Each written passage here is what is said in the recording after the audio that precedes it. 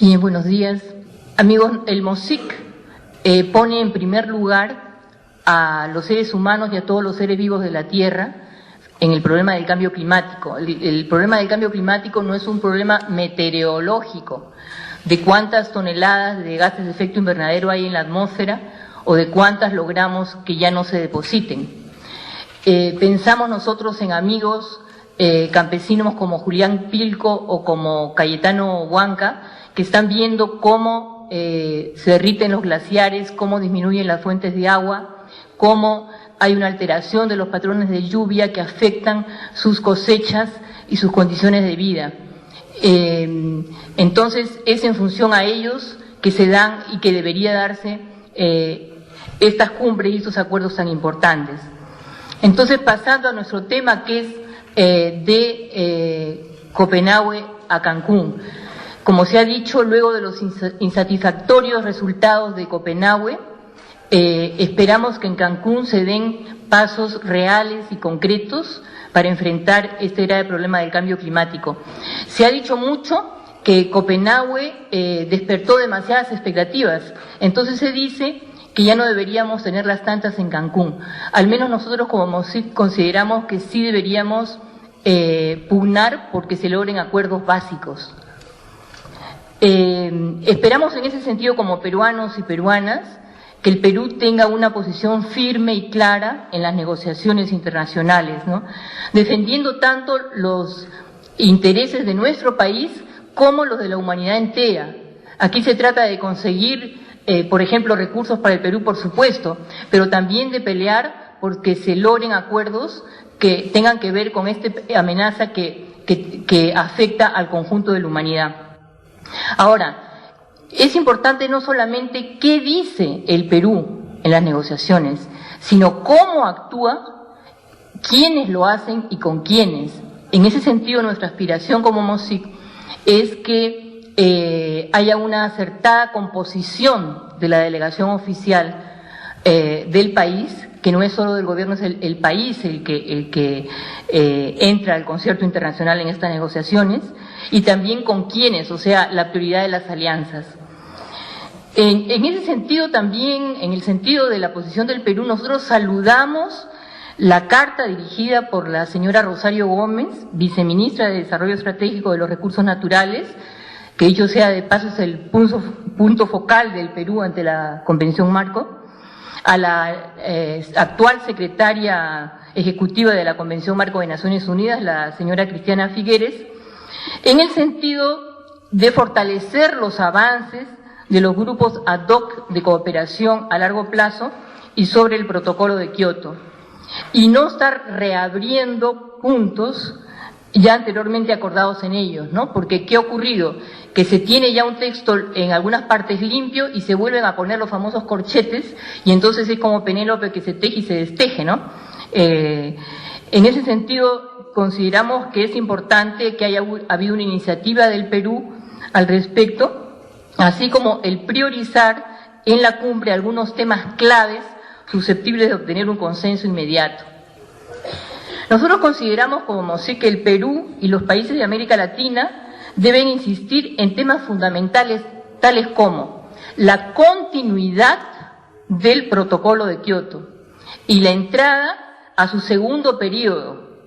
Sabemos que en el 2012 termina su primer periodo, por parte de todos los países que lo suscribieran, incrementando los países del anexo 1 de la Convención Marco su reducción de emisiones en relación a las de 1990, de acuerdo a los niveles indispensables señalados por el IPCC, que por lo menos ya se hablaba y lo apoyamos nosotros hacia Copenhague como posición del gobierno peruano, que fuese por lo menos 40-45% de reducciones para el año 2020.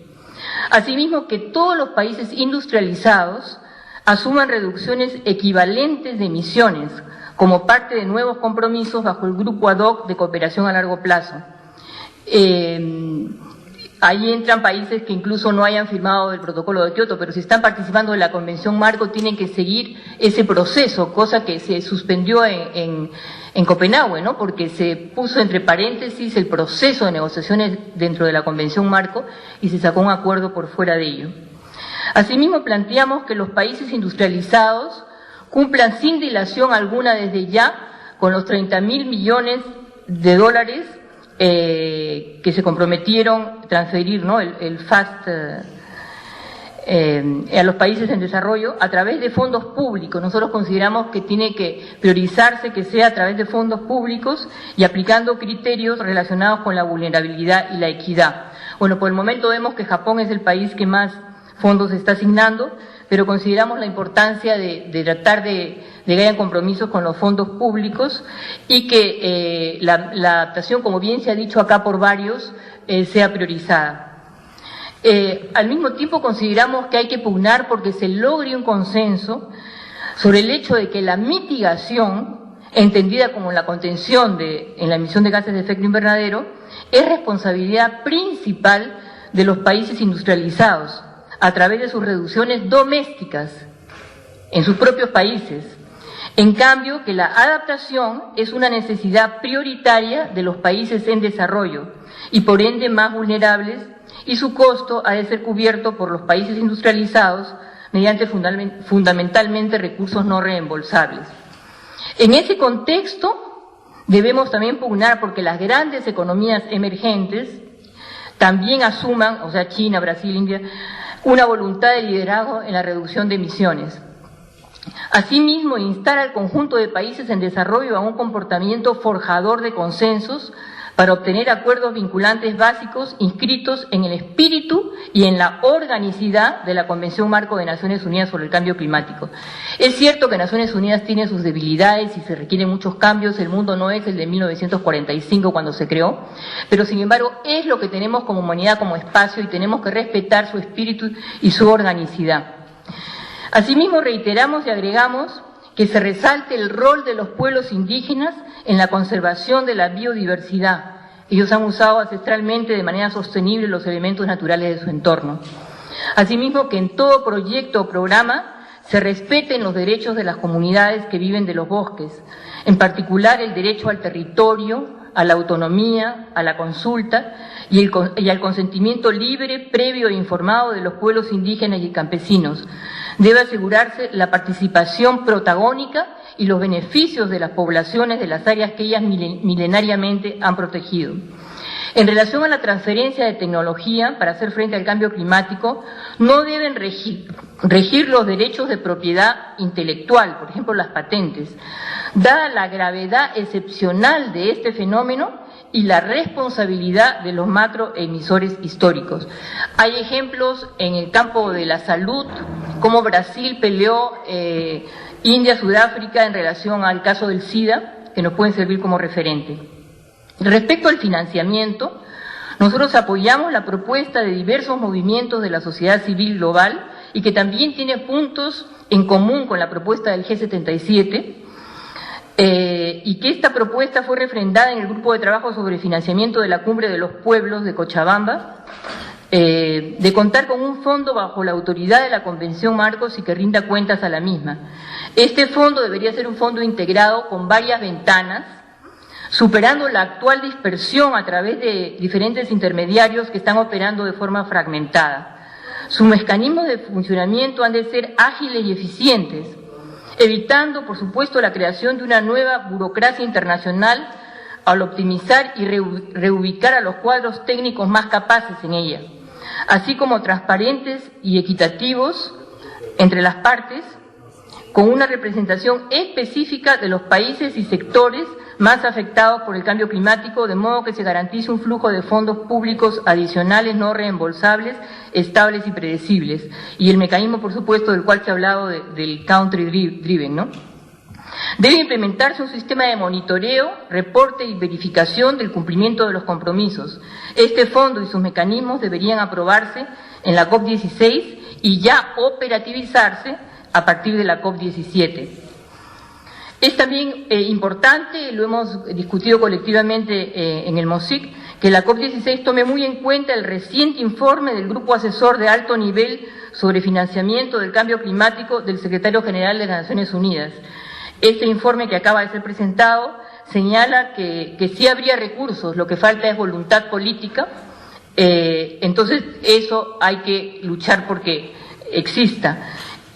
Nosotros todavía no hemos terminado de analizarlo, lo estamos analizando ese documento.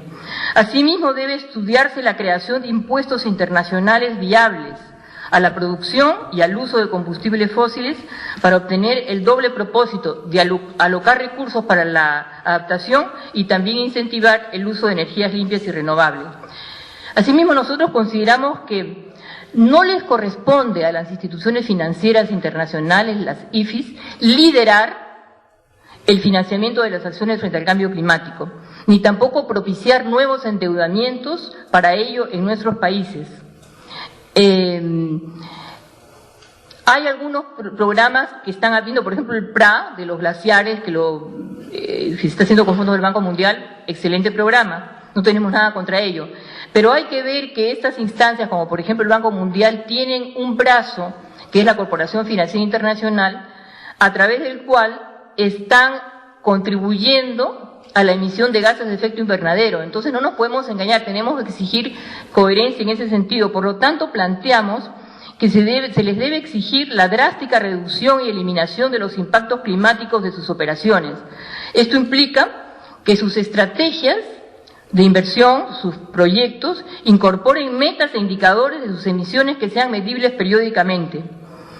Y por último, planteamos que el Perú actúe en bloque desde América Latina y el UNASUR, propiciando la unidad entre los países andinos y amazónicos para defender los intereses de la región y no solo desde el G77, porque tenemos vínculos históricos y actuales con los países andinos y con los amazónicos, ni qué hablar con lo que significa la Amazonía. Entonces deberíamos pugnar por construir esta alianza más allá de la afinidad o no afinidad política con sus gobiernos. Miren, ya lamentablemente mi tiempo se ha cumplido. Nosotros tenemos una serie de elementos sobre lo que debería hacerse dentro del Perú, porque esto que les he hablado es a nivel internacional, varios elementos de lo que debería ser dentro del Perú, pero les invitamos a que en la página web, si la podrían poner, del MOSIC, ustedes a partir de hoy día van a tener toda esta exposición completa, entonces pueden informarse de lo que estamos planteando, porque lamentablemente el tiempo no me ha permitido explayarme más.